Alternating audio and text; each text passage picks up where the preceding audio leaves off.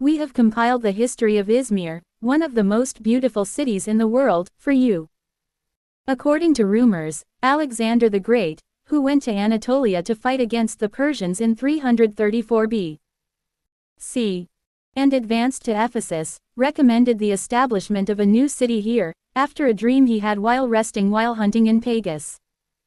Antigones, who dominated western Anatolia after Alexander, attempted to establish today's Izmir on the outskirts of Kadifakale and settle the people, but he lost his life in the war he fought with Lysimachos of Thracian in 302 BC, so the city was captured by Lysimachos.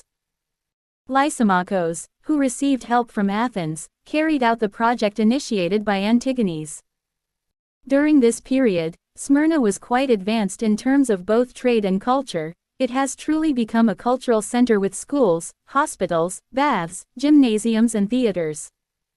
Palemon, who was a proconsul during the reign of Emperor Hadrian in the Roman age, received help from the emperor for the city.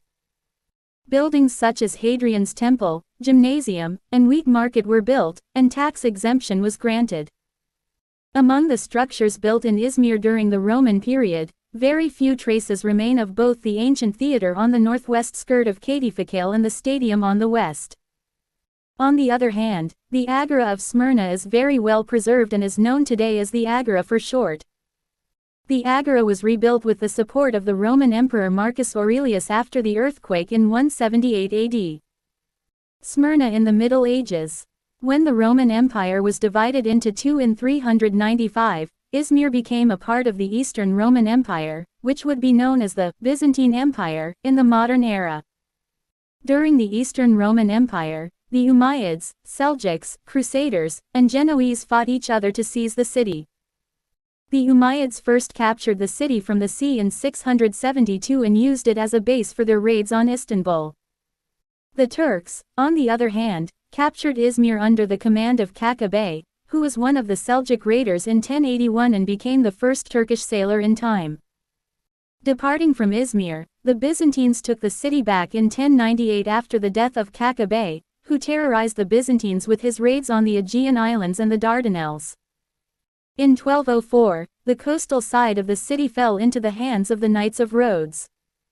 The region where Izmir is located came under the control of Adinogulari Principality, one of the Turkmen principalities established in western Anatolia at the end of the 13th century.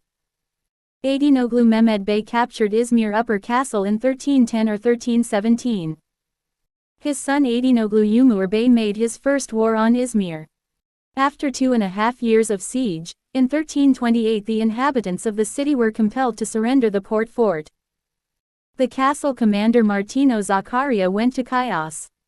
The continuation of Umur Bey's campaigns in the following years led the Latins to apply to the Pope to organize a crusade against Umur Bey. The navy, consisting of Cyprus, Venice, Genoa and Rhodes ships, defeated the Adinogulari forces and succeeded in taking coastal Izmir from the Turks on 28 October 1344. After the attack of Umur Bey against Imbros in May 1347, especially the Rhodes Knights who had commercial interests in Izmir, the parties tended to an agreement.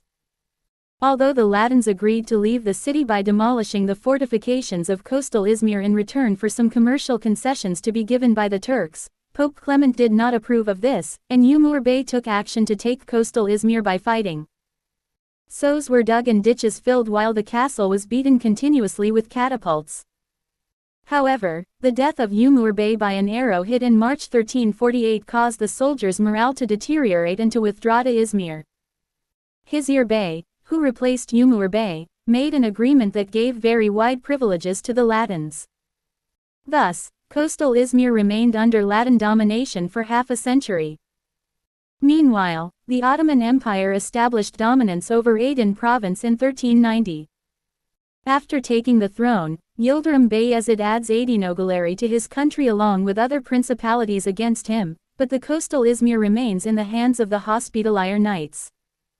The Timurid Empire army commanded by Timur, who had defeated the Ottoman Empire by winning the Battle of Ankara, took the city from the Hospitaller Knights as a result of the Izmir siege in December 1402 and destroyed the St.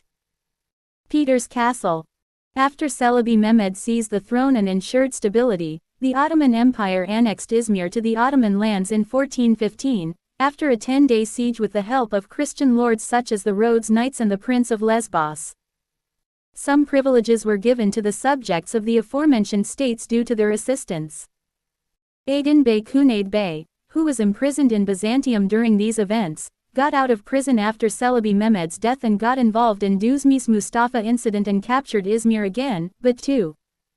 Murad captured the city definitively in 1424. From this date on, Izmir remained under the absolute Ottoman rule until it was occupied by the Greeks in 1919. The first discovery of Old Izmir was made by Suryako Diankana, who visited it in 1429–1430 and 1446. Ottoman Empire period. After Izmir passed under the rule of the Ottomans, it became the center of a district connected to the Aydin Sanjak. The district included Karşıyaka in the north, Bornova and Buca in the east, Torbali in the south, Çeşme, Seferihisar and Karaboran in the west, and its center was the city of Izmir, the residence of the Izmir judge. Izmir, which was initially attached to the Aydin Sanjak, joined the Sigla Sanjak, which was included in the Kaptanpasa province, in about 1573. Due to the fact that the sea side was in the hands of the Christians and the land side was in the hands of the Muslims in the Middle Ages, the city remained economically dull, and after it was completely taken over by the Ottomans, it showed great development only from the 17th century. Until the end of the 16th century, it was seen as a port that supplied goods to Istanbul in the domestic market. At that time, the city was self-sufficient in terms of the products grown in the fields, vineyards and gardens around it. Foodstuffs such as grapes, figs, pomegranates, almonds, pears, cherries, and necessities such as soap and beeswax, as well as rope, hemp, sailcloth, olive oil, etc., which the shipyard and İstanbul Amire needed, were supplied to Istanbul in the palace. Materials were supplied from around Izmir in the 16th century and shipped from Izmir by sea. Izmir witnessed the Arab Said and Kalenderoglu uprisings within the scope of the Selali revolts in 1605–1606. However, the city gradually became one of the most important trade centers of the empire after the capitulations granted to foreigners by the Ottoman Empire in 1620, and it showed a great economic development starting from the 17th century. Izmir port has become the most important center of domestic, foreign and transit trade in a short time.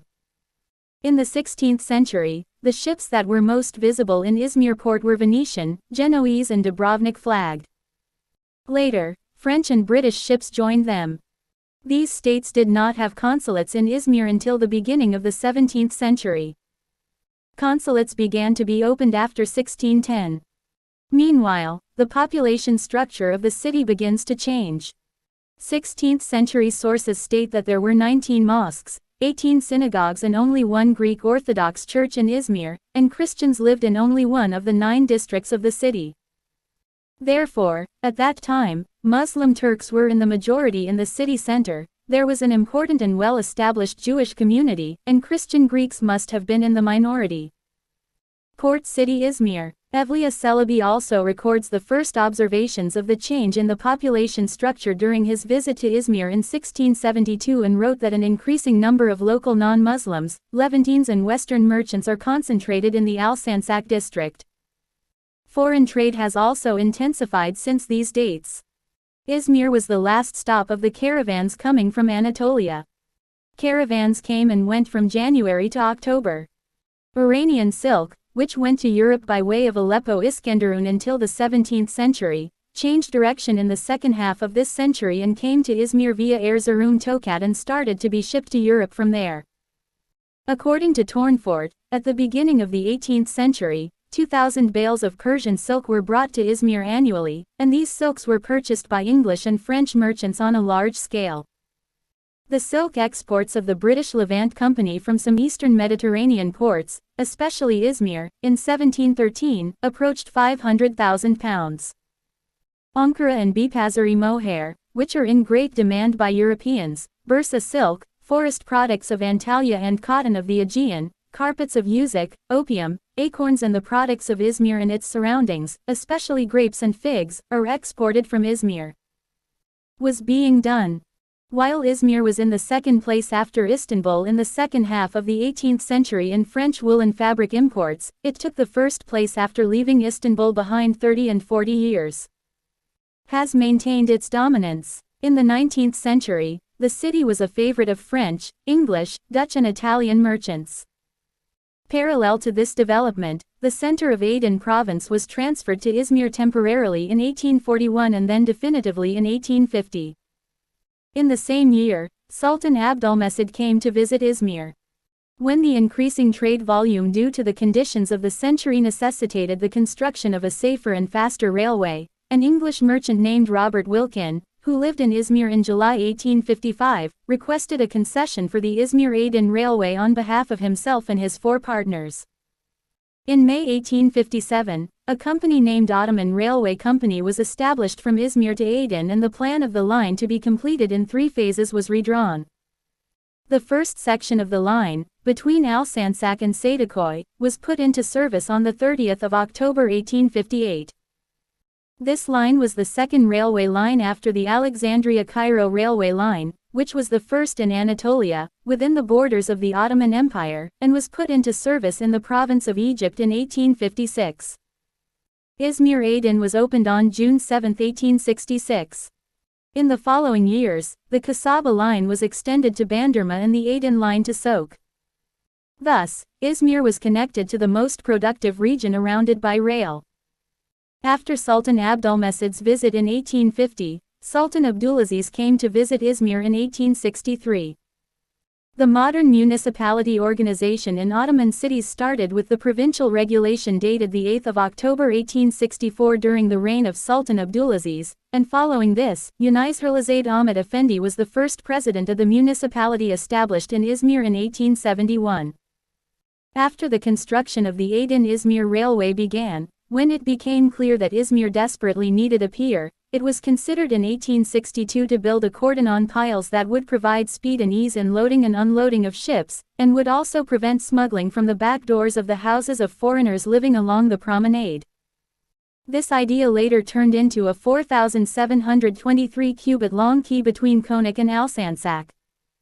The dock, which was built by the French contractor Dassault Brothers, was completed and put into service at the beginning of 1876.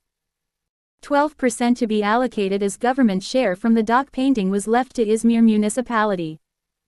In the 1880s, transportation between the two sides of the bay was carried out informally. On July 13, 1883, a concession was given to Yahya Hayati Efendi, one of the merchants, for a period of 30 years. Izmir Hamidiye Ferry Company started its voyages in February 1884. Izmir Hamidiye Ferry Company ferries used to go as far as Foça and Karaboran in the Gulf, and as far as Ayvalık and roads outside the Gulf, apart from the daily voyages inside the port. Over time, the company shares passed into the hands of foreigners.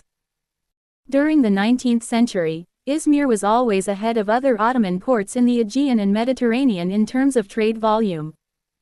Beirut and Thessaloniki, the 2 most important ports of the eastern Mediterranean, could not reach even 40% of Izmir's foreign trade in the 1880s. In the second half of the 19th century, Izmir's exports never fell below £3 million. In 1904 and 1905, it increased to over 5 million. Imports amounted to around 2 to 3 million. In the 19th century, the ship traffic in Izmir port followed an increasing course. While 1295 ships of 448,807 tons entered the port in 1863, the total tonnage of 2,495 ships entering the port in 1895 was 1,814,486 due to the increasing number of steamships. Modern era. After the defeat of the Ottoman Empire in the First World War, the victors intended for a time to divide a large part of Anatolia into their spheres of influence and, in accordance with the Treaty of Sèvres, presented the western parts of Turkey to Greece. The city is occupied by the Greek army on 15 May 1919. From the very first days of the Greek army's landing, the first bullet, fired at the Greek detachments by journalist Hasan Tahsin and the killing of Colonel Fethi Bey and his unarmed soldiers with bayonets in the city's historical barracks became the symbol of resistance. references are made to numerous atrocities that took place for reasons such as the Yellow Barracks' refusal to shout, Zito o Venizelos. However, the Greek campaign against central Anatolia ended in disaster for both Greece and the local Greeks of Anatolia. The occupation ended with the Turkish army entering Izmir on September 9, 1922. Events such as the lynching of the Orthodox Metropolitan Chrysostomos Kallifatis after the recapture of the city on September 9, 1922, and the massacre of Armenian and Greek men who were then sent to the so-called working battalions, were followed by perhaps the greatest disaster in the history of the city. The fire, which started in the Basmane district on the morning of September 13, 1922, destroyed more than 20,000 houses and workplaces in an area of 2,600,000 square meters and lasted until September 22. Unfortunately, this fire destroyed 3/4 of the traditional area of the city. Today, Culture Park is located in a part of the fire area. The fire completely destroyed the Greek and Armenian quarters, while the Muslim and Jewish quarters escaped damage. Estimated Greek and Armenian deaths from the fire ranged from 10,000 to 100,000. About 50,000 to 400,000 Greek and Armenian refugees blocked the coast to escape the fire and were forced to stay there under severe conditions for about 2 weeks.